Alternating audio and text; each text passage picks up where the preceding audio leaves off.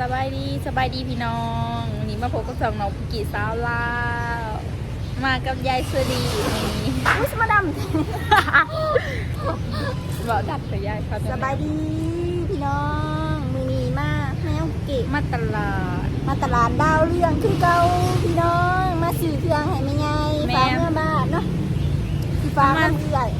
แม่ถ้ามาซื้อเครื่องไปฝากแม่ยายอยู่บ้านเนอกเพิ่นดำหน้าเมื่อยแล้วเขากับแบบว่า ไปซื้อของเมื่อ แม่ ฝาก ซื้อของเมื่อฝากเพิ่นได้บอกกับเพิ่นว่าถ้าเมื่อละซื้อของอันนั้นเมื่อฝากเลยก็มื้อนี้ก็เลยว่า อันบินีฮัดเป็นวันศุกร์เนาะวันศุกร์แหละกับคนอยู่ในบ้านนั้นเพิ่นจะเมื่อเนาะสุเป็นคนที่แบบเฮาจักเนาะแล้วเฮาจะฝากไปกับเพิ่นเลยฝากไปให้แม่ใหญ่ เอื่อยหันคือจักรับสดีเป็นแผนน้ำกันพี่น้องแล้วก็หูจักก็ไม่ใหญ่รุ่นปุ๊กกี้ แล้วก็ คือสิบ่หูแล้ว แล้วก็เป็นคนอยู่บ้านเดียวกันเนาะเฮาก็เลยว่าขอฝากไปน้ำเหล้า เขาฝากน้ำเอื่อย แม่น แต่ เดี๋ยว ซื้อยังไปฝากเรา เดี๋ยว ไป สิ เบิ่ง ซื้อ กัน ยังเฮาไปเบิ่งกันเลยนะทุกคน แม่เลาะเบิ่งก่อน ตายายยัง ไปเลยก็ได้ ไปเจ้าขึงหนาไปเลยเนาะทุกคนเนาะ เนาะเลาะกันว่าเฮาสิได้อิหยังแน่กี่อ้ายคนหลายโพดแล้วอ่ะใส่ผ่านปากเด้อก็เห็นสิเอาหยังแน่เนาะเอาเพอเนาะปุกกี้ว่าอ้ายคนป้าบรรยากาศอยู่ตลาด ช่องเราแต่ว่ายายจะไม่นะ ซื้อเฟอร์หานเก่าถ้าได้เขาซื้อหานพูดหานพูดยังจะอายทำไมคนตั้งเยอะตั้งแยะ ไม่เชิญได้ไงดูสิเขาแนวรับทั้งตลาดเลย เนียงกล้วยสางข้าวเถาะใส่ผัดฟังแน่ซื้อเฟอร์เนี่ยนี่พี่น้องหานเฟอร์หานไม่ขาดได้เฟอร์คุกกี้กับเพิ่นเอา2 โลวะเอา2นะเอาโลนึงกับครึ่งโลนึง18,000 ไล่แล้วเราสิบได้กินแล้วมันสิโมมันสิ โอ้แล้วหมักกินเลยโลนึงใช่ป่ะโลครึ่งโล18เอา2 โล 35เจ้าค่ะเอา2 โลพี่น้องคุกกี้ ถ้าเราไปกินสิบโม มันน้ำสิหมกอีกจัง เนาะมาซื้อเฟอ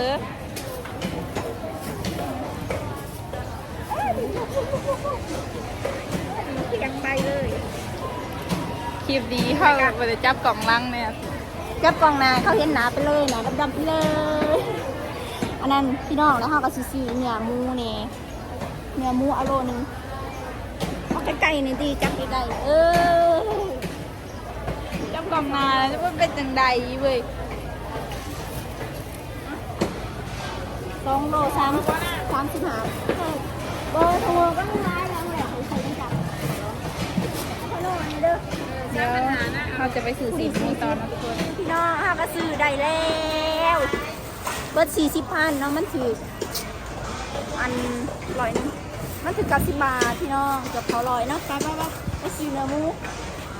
ตลาดหน้ากับบุญไหวคือเก่าคือเดิม ทานได้ดีเลาะมันเนื้อโลเท่าไหร่60เอาเท่าไหร่เอาโลวะหรือเอาคงหมูเต็มหน่อยดี60,000 เดี๋ยวสิบูโลนึง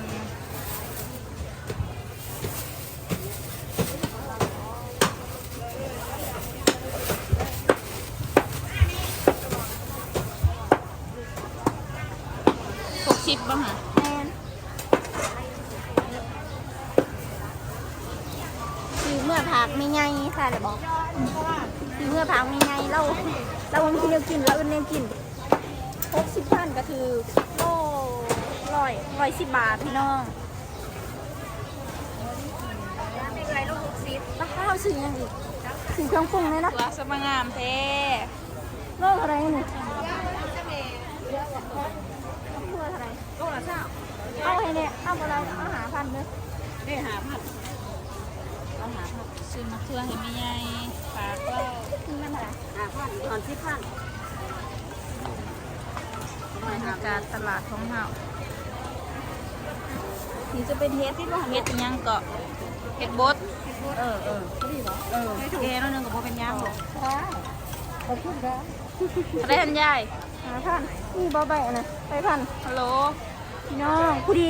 ถือมัด5,000เนาะพี่น้องมัดหนึ่งหามัดหนึ่ง10 บาท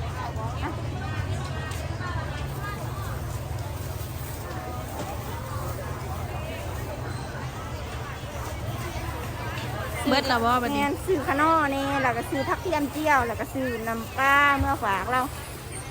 ไปเนี่ย แม่เมื่อเลยบ่ หรือที่ไปซื้ออย่างอีกต่อต้องกระแจรถเอาเหรอบอก นี่ปลา ปลาเป็นผ่อนเนาะ มันเก่าเหมือนเดิมตลาดเรา ปลาอะไร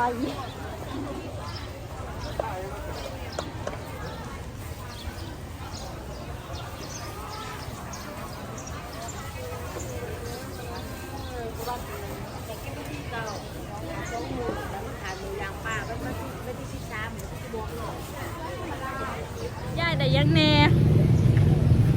น้ำสี ใส่ปลาได้ลายลี เดี๋ยวเบิร์ เบิดเป็นแสนเติบได้อค่ะน้องโอ้ยเอ้ย เป็นลายแซนอยู่เด้อ เดี๋ยวเขามานั่งอยู่นี่เอาบอกว่ามียังแน่ ถือทัวกินกับเบิร์ดแล้ว ก็ ก็ จะ น้ำปลา ซื้อน้ำปลาไปให้เราแหน่เติมเต็มความเค็ม แล้วก็เทียมเจียว แล้วก็ชิ้นหมู 60,000 กีบนะเนาะทุกคนเราจะไปถ่ายบรรยากาศตลาดกระยาทุกคนเบื่อเนาะทุกคนก็เลยมาถ่ายได้น้อยหนึงเนาะปลาเดี๋ยวเราจะไปฝากให้ใหญ่กันเลยเนาะเราจะไปหาเพิ่นอยู่บอลเดี๋ยวเราจะไปฝากแล้วเนาะทุกคนเจอกันอยู่เพิ่นเด้อ ไปยุ่งมอ แม่นปะ ตอนนี้สาวๆหอดห้องหมอแล้วทุ ไป กคน ฝากเครื่องยุ่งมอ เพราะว่า ต้องใส่มัดอัดปากนะ ไปฝากต้องฝากให้น้ำ คนหูจัก คนหูจักเนาะ อื้อยหักข่อย บ้านสโลบ้านเดียวกันกับแม่ใหญ่อันนั้น บ้านเพื่อนไกลกันเดี๋ยวเอื้อนอยู่เทิง เพื่อนไกลกันปะ เทิงไปทำไมนึง เออ จะย่างซื้อขึ้นเลยทางนี้ แล้ว มันเป็น ICU ได้ซอยนี้ เราเป็นแพทย์เนาะทุกคนเราเป็น เราอยู่เทิงบอกแม่ โมเมนต์นักเรียนที่ ที่ เป็นแพทย์ CCU เป็นพนักงานที่ พนักงานอยู่ CCU สองหัวใจ เขาจะถือได้อยู่บ่นี่คือก็ลายแต่ ถ้าบริษัททงไงมาให้เราเนาะ คือได้เราสิจัดสันเอง แล้วบอกว่า เราไปสบายกับเรา ไป โอเค จากข้างล่างยายเข้าบ่หายครับว่ายายเข้าไปนี่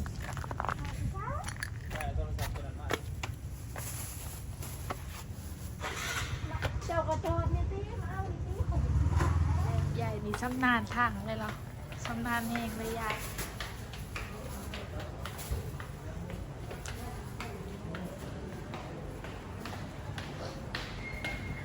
จากบริเวณอยู่สามเทิงบ่ยายจากคือบ่มาเฮ็ดจากมาหาน่าจะเฮ็ดอยู่บ่จะมาอยู่บ่สามเทิงบ่สามเทิง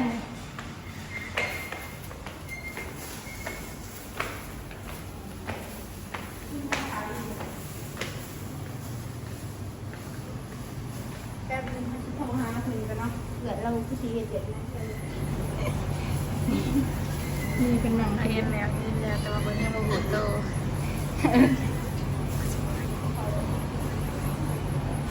พักแล้วที่ยำฮอด แม่เอาไปยางลงไปยางลงสะอาดได้เดียวนี้เด้อสะอาดได้เดียวนี้เพราะว่าคน คือว่า กั ก็คืออยู่สิม่วนอยู่สด แม่เพราะว่าที่อยู่หันคนเจ็บมันบาลายปันใดนะเพราะว่ามีแต่คนเจ็บหนักเลยอยู่ในนี้ ถ้าเฮาอยู่รุมนั้นมันจะแบบแม่นคนร้ายแล้วก็แบบว่า จะน้อยเฮา สองเฮาลงเฮาปะลงอยู่นี่เนี่ยสองเฮาลง ตอนนี้เฮาจบแล้ว เสื้อสิมา มากับมาสุกเซิร์นพูนมาหมองอายจะอยู่ลงสุกเซิร์นแต่ว่าก็นี่สิมาอยู่มาซอยเราอี ตั ต้ วน นี้ นี้ คือมา มา มาอัพ เก็บ มาอัพไอ้ อับให้ ไอ้ก็ต้องอัพเนาะคะแนน150ก็ต้องอัพ นั่นแหละ อัพคืน อย่าสลีเลยว่าต้องเฮียนด้วยน้องปุกกี้มัน มันยากมันยาก บ่แม่น ที่ทั้งนี้แหละ ปลาทีนี้เขาจะกลับกันเลยเนาะ ยากทั้งเราเลยแหละ กลับบ้านเลย อยากได้พี่น้องเพียนเพจอยากชุด แม่นบ่ เสียเงินกระลาอยากเนี่ยเข้าต่องให้ครูปีเข้าต่องให้จะอัพตลอดคะแนนจะสูงอยู่ก็ยังให้อัพเนาะ แล้ว ส เรา องร้อยก็ยังอัพพี่น้อง200ก็ยังอัพไลน์พวกเขียนเก่งกับอัพเบิร์ด ดีแล้วบ่เขาบ่มา อืม ดีแล้วเขาบ่ได้มาเฮียไปนี่เฮากลับห้องบ่ เฮาสิลงโซนนี่แหละพี่น้องปีนี้พี่น้องเบิ่งนี่แหละ